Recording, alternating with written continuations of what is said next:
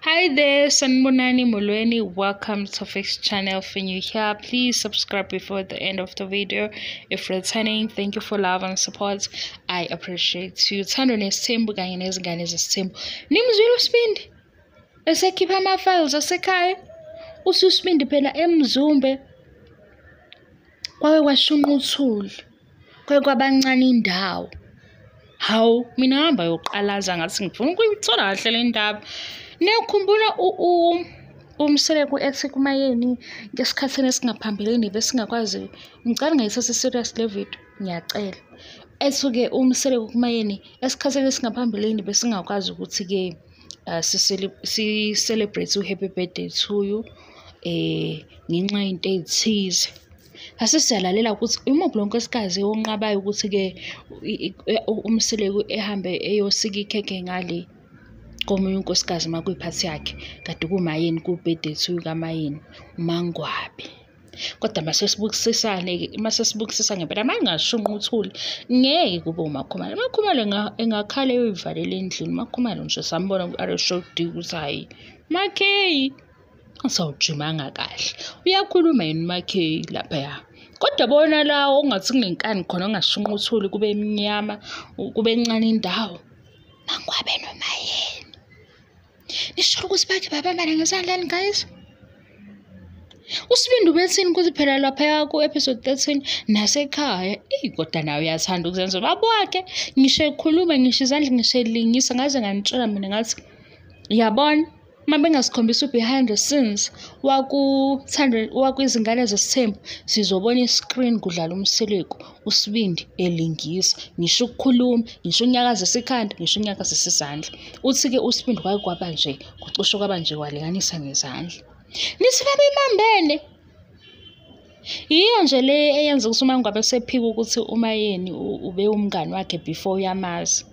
Iyo futhi le yamenza ukuthi enqabe ukuthi umseleko ehambe eye kumayeni eyosika ikhekhe kuyi-birthday kamayeni. Iyo leyo. Hawu. Indaba zasenizombe yiningi nina ngitshela ziningi. Uthi uSibindi ke bake babambana ngempela uMakhumalo baba umseleko engekho uMakhumalo wafonela baba umseleko wathi akabuye kuyabheda. Ubheda ngempela manje. Kubambene inkani ngoba uyabona lapha ukuthi hayi ukubone futhi uSimakhuluma lapha number 2 ukuthi kuyathuleka engathi bayamsaba. Banakho ukuthi bengasho ngqo into kuye. Kanti noma ngabe akaphawuli kakhulu. Yabo umuntu ongaphawuli kakhulu. Umsabe umuntu ongaphawuli kakhulu. Yabo lo nje ukuthi kukhulunywa izinto ehleze engaphawuli. Futhi bengamvukuza ukuthi kanti awuphawuli ngani. Khona amandla nawo. Ngisho ukuthi baye bashayana guys. Nosuke nibe serious ke nina. Yebo, mina ngiyabona kodwa ukuthi ngempela makwabe kwakushunqa uthuli njengalo lade lushunqa eSunCity. eSunCity phela bese sithukile sithi hayibo. Abanikezeni ovuyo noTirelo banjena namhlanje. Uthi kuSibindi nje nako umthusi ngoba nasekhaya kubo hayibo. uSibindi akazi ukuthi izingane kwathiwa zingakhulumi komakhelwane. Izingane kwathiwa zingayi komakhelwane. Yikho ingane mayodlala kamakhelwane isheshilando. Ngoba omakhelwane la bazobuza indaba igonyulukeke ingane isho yonke into ingazi. Nangu sesitshelile ku-episode 13. Uma bese bayangifuna befuna ukungishaya uSibindi kadesho. Waze walinganisa nezandla wathi ngisho isithembu sinje nasesekhaya. Hayibo. Kanti lezi ingane zinjani mase yifika ngale zibuye yikhohle ukuthi kodwa phela vele ingane zesithembu bakhuluma ngasesithembu. Yo indaba yamayeni noMangwabe. Kazi ubani ko owashesha wabona ukuthi akayeke engaze ekhali kungaze kuzwele. Kubani? Asiphumeni komayeni nimbonela umngane kaSinese yixoki. Phela mina idrama ngiyithanda. Ngisho ukuthi gaza ngizokuba serious angizokuba mdala kulezi nsuku. Umngane kaSine lapha eSunCity sengenwe emotweni sekhamba. Usethi beningamshayi ngani.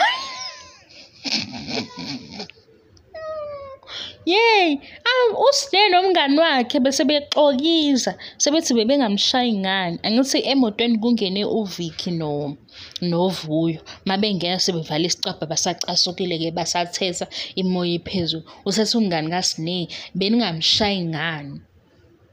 Hawu.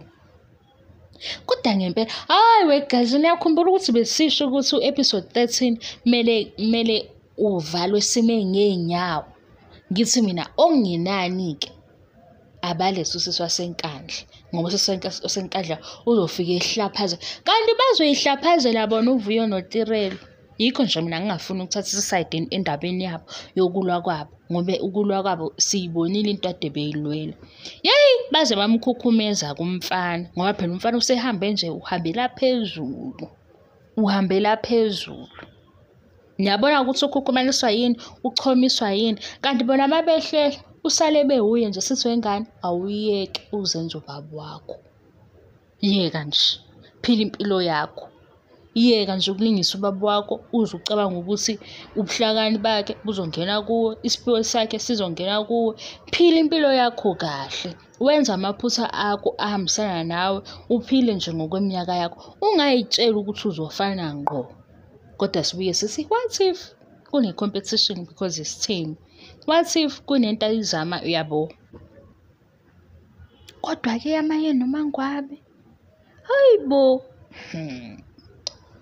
uMakhumalo wayesehlele endlini-ke uMakhumalo bakithi esephenika wafonela umseleki ukuthi ucela abuye engathi akuhambe kahle lapha ekhaya imoya iphezulu angeke kwazi futhi ukungena phakathi kwabo ngoba mfishane nokuba mfishane bazovele bemgoqa bembhanqe naye.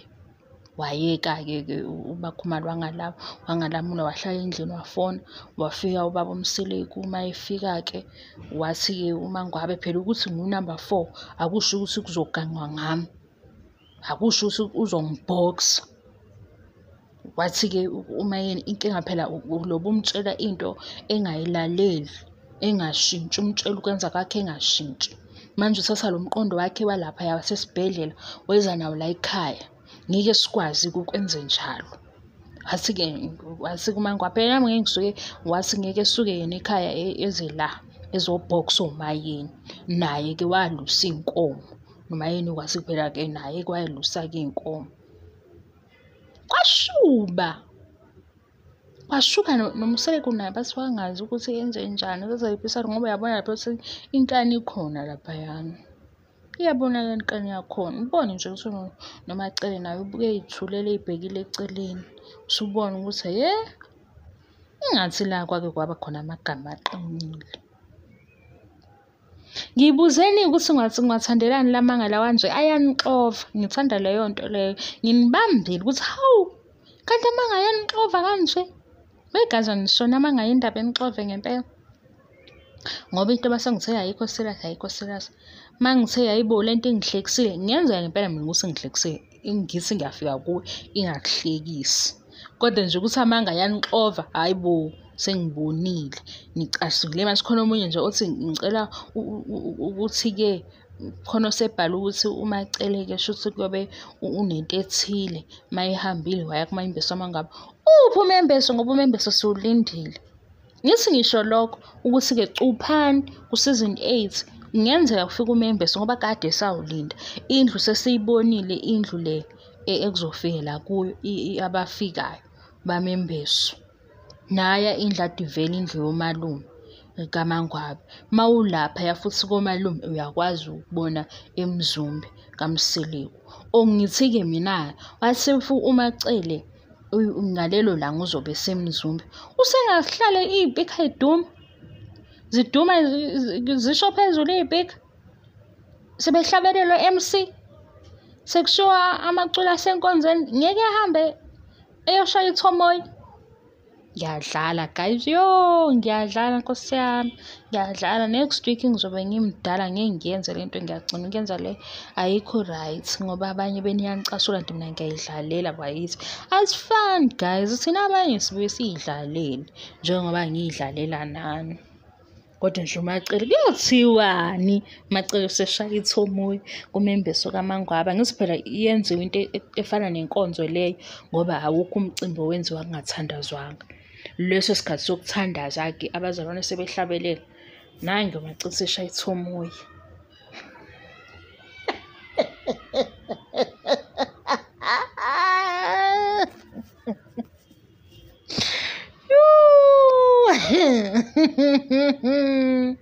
Ngicela nizongishaya. Guys, hayibo. Ngingangishayela into engekho kanje kodwa ngiyadlala guys. Thank you so much for your love and support. Bye.